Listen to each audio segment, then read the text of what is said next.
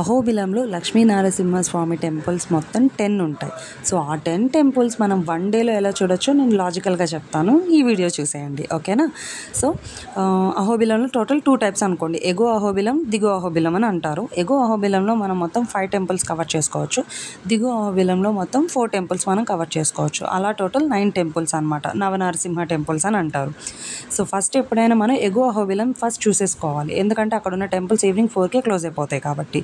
So ఎగువ అహోబిలంలో మనం first చూసే టెంపుల్ ఏంటంటే కారంజ నరసింహస్వామి టెంపుల్. ఆ టెంపుల్ ఏంటంటే ఆంజనేయ స్వామి తపస్సు చేస్తున్నప్పుడు నరసింహస్వామి వస్తారు. అప్పుడు ఆంజనేయ స్వామి అంటారు, స్వామి నేను రాముడి కోసం తపస్సు చేస్తున్నాను, మీరు వచ్చారు అనగానే అప్పుడు మళ్ళీ నరసింహస్వామి రాముడి యొక్క విల్లుతో ప్రత్యక్షం అవుతారనమాట.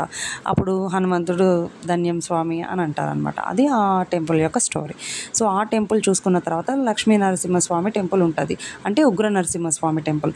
అది చూసేసుకున్నాక మనం కొంచెం ముందుకెళ్తే వరాహ నరసింహస్వామి టెంపుల్ వస్తుంది. అది కూడా దర్శనం చేసుకున్నాక లెఫ్ట్ సైడ్ ఒక 500 స్టెప్స్ వరకు ఉంటుందన్నమాట.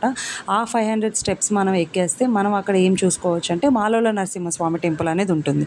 ఆ స్వామి టెంపుల్ దర్శనం చేసుకున్నాక మళ్ళీ 500 స్టెప్స్ కిందకి దిగి మళ్ళీ వరాహస్వామి టెంపుల్ దగ్గరికి వస్తాం.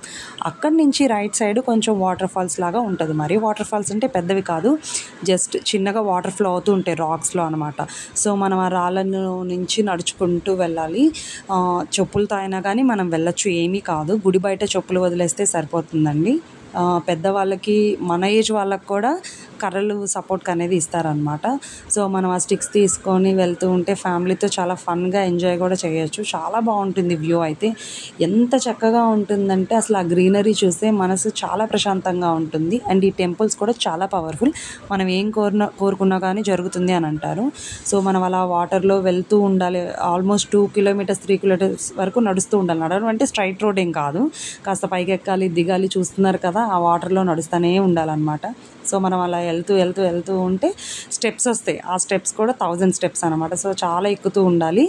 మెయిన్గా నేను చెప్పేది ఏంటంటే మనకు అక్కడ ఏమీ దొరకవు, ఫోన్ సిగ్నల్స్ అనేవి అస్సలుకు ఉండవు, తాగడానికి వాటర్ ఉండవు, తినడానికి తిండి ఉండదు, కోతులు భయంకరంగా ఉంటాయి అనమాట.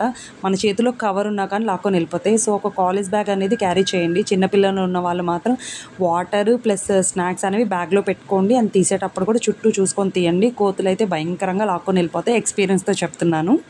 అండ్ పిల్లలు 10 years అబవ్ అయితే వాళ్ళే ఎక్కేస్తారండి, 3 years బిలో అయితే మనం ఎత్తుకొని వెళ్ళాల్సి ఉంటుంది అదనమాట. అలా వెళ్తూ ఉంటే మనకు ఒక స్తంభం కనిపిస్తుంది.